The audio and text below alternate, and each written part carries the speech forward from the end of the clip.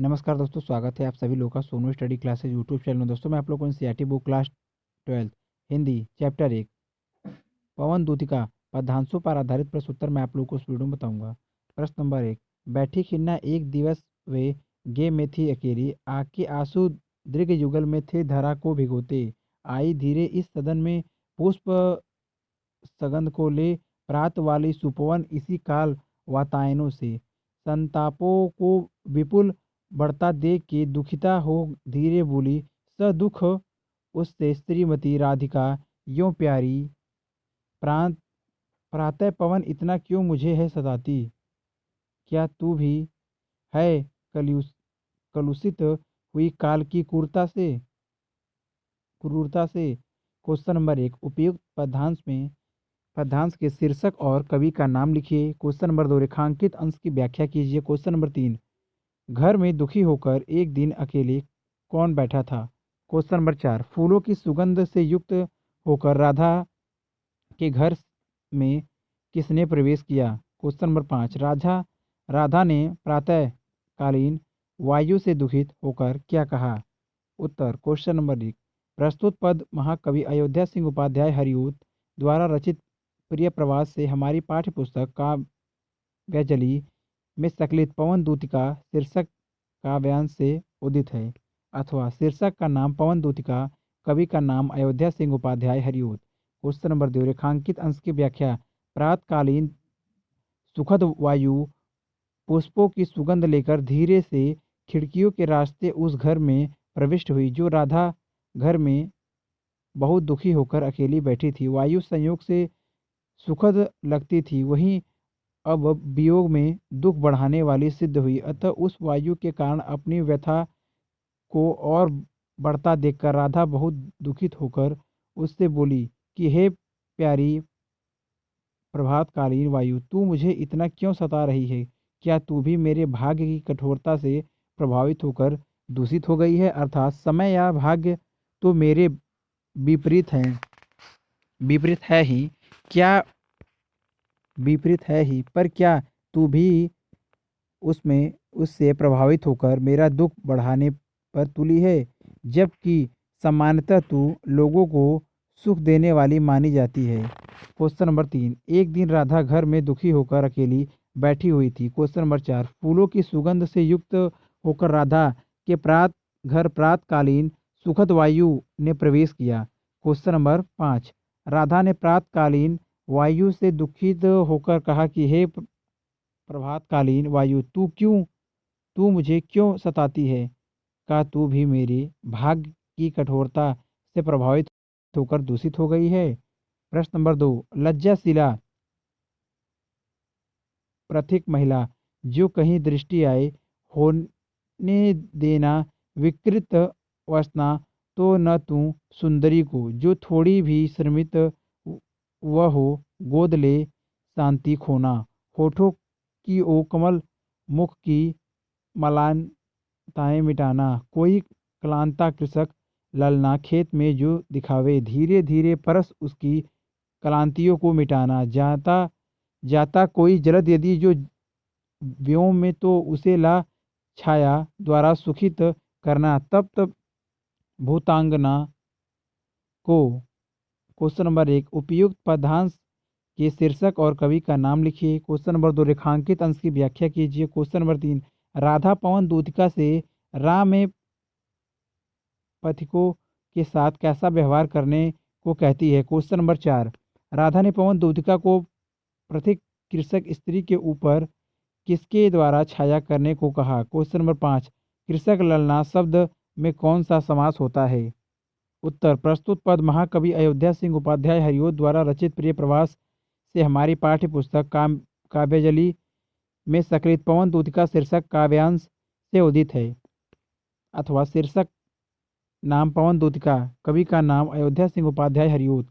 Question number 2। रेखांकित अंश की व्याख्या। हे पवन, यदि मुझे मार्ग में कोई लाजवंती स्त्री दिखाई पड़े तो इतने वेग से बहना कि उसके वस्त्र उड़कर अस्त व्यस्त हो जाएं और उसका शरीर उखड़ जाए। यदि वह थोड़ी सी भी थकी दिखाई दे तो उसे गोद में लेकर, अर्थात उसे चारों ओर से घेरकर उसकी थकान मिटा देना, जिससे कि थकान के कारण उसके सूखे होंठ और मुरझाए हुए कमल सदृश मुख फफूलती हो उठे। क्वेश्चन नंबर 3, राधा पवन दूतिका से राह में पाठकों के साथ परोपकार का व्यवहार करने को कहती है। क्वेश्चन नंबर 4, राधा ने पवन दूतिका को थकित कृषक स्त्री के ऊपर मेघ द्वारा छाया करने को कहा है। क्वेश्चन नंबर 5, कृषक ललना शब्द में तत्पुरुष समास होगा। प्रश्न नंबर 3, तू देखेगी जलद तन को जा वही तंगता होंगे लेने नयन उनके ज्योति उत्कीर्णकारी, मुद्रा होगी वर वदन की मूर्ति सी स्वयंता की, सीधे साधे वचन उनके सिक्त होंगे सुधा से, नीले फूले कमल दल सी गात की श्यामता है, पीला प्यारा वसंत कटी में पहनते हैं फवीला, छोटी काली अलके मुख की कांति को है बढ़ाती, सशस्त्रों में नवल तन की फूटती सी प्रभा है। क्वेश्चन नंबर 1, उपयुक्त पदांश के शीर्षक और कवि का नाम लिखिए। क्वेश्चन नंबर 2, रेखांकित अंश की व्याख्या कीजिए। क्वेश्चन नंबर 3, प्रस्तुत पंक्तियों में राधा पवन दूतिका को किसकी पहचान बताती है। क्वेश्चन नंबर 4, श्री कृष्ण के नेत्रों की शोभा कैसी है। क्वेश्चन नंबर 5, श्री कृष्ण कटी में कैसा वस्त्र धारण करते हैं। उत्तर। क्वेश्चन नंबर 1, प्रस्तुत पद महाकवि अयोध्या सिंह उपाध्याय हरिओद द्वारा रचित प्रिय प्रवास से हमारी पाठ्य पुस्तक काव्यजली में संकलित पवन दूतिका शीर्षक काव्यांश से उदित है। शीर्षक का नाम पवन दूतिका, कवि का नाम अयोध्या सिंह उपाध्याय हरिओद।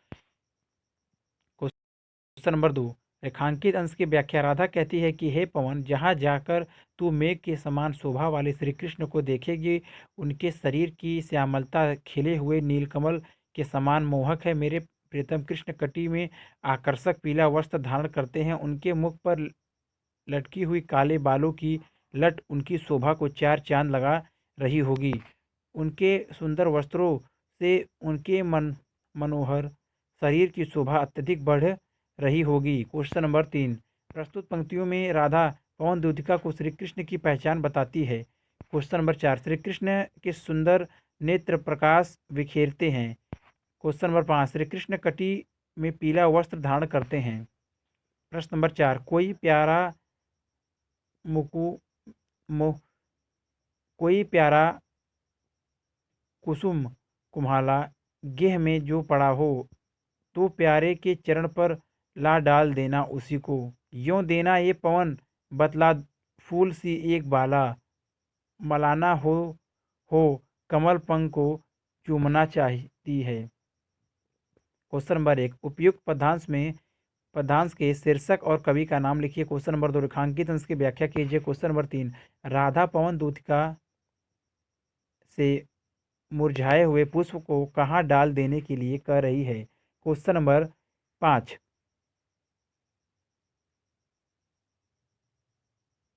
क्वेश्चन नंबर 4, मुरझाए हुए पुष्प की उपमा किससे की गई है। क्वेश्चन नंबर 5, श्री कृष्ण के कमल के समान कोमल चरणों को कौन चूमना चाहता है। उत्तर। क्वेश्चन नंबर 1, प्रस्तुत पद महाकवि अयोध्या सिंह उपाध्याय हरिओद द्वारा रचित प्रिय प्रवास से हमारी पाठ्य पुस्तक काव्याजलि में संकलित पवन दूतिका शीर्षक काव्यांश से उदित है, अथवा शीर्षक का नाम पवन दूतिका, कवि का नाम अयोध्या सिंह उपाध्याय हरिओद। क्वेश्चन नंबर 2, रेखांकित अंश की व्याख्या।